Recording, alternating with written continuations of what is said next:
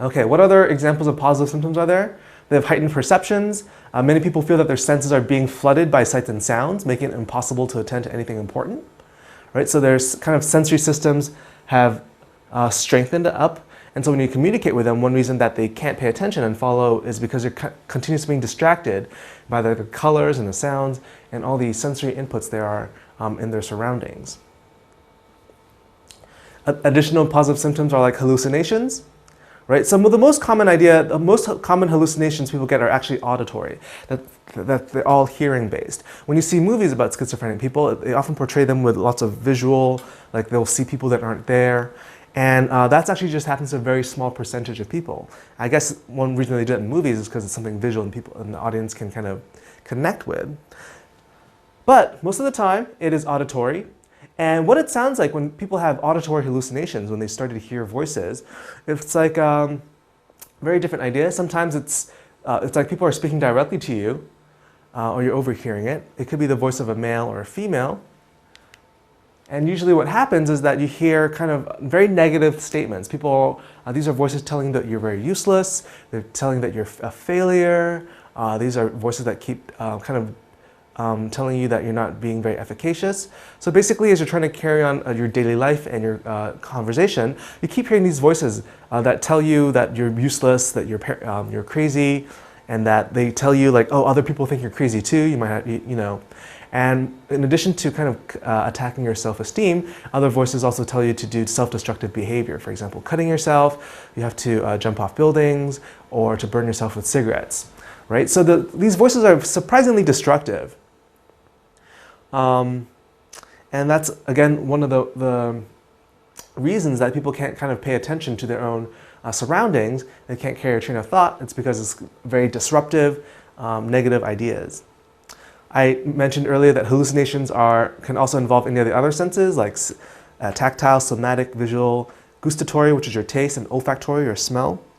And basically, in the past, when people have described, when they kind of are healed from momentary schizophrenic attacks, they would describe their life during this hallucination phase as kind of a nightmarish state, that things seem very real to you, that as you look at, for example, a room like this, things start to move, you see faces when there shouldn't be faces, the kind of things, the perspectives are different, they're coming at you at different speeds, for example.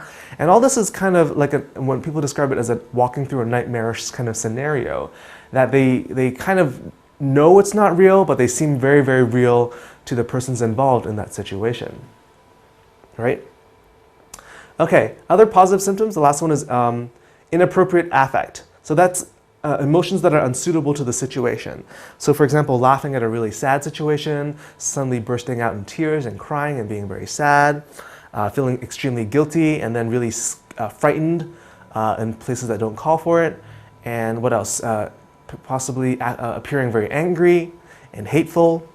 So these are emotions that are inappropriate, that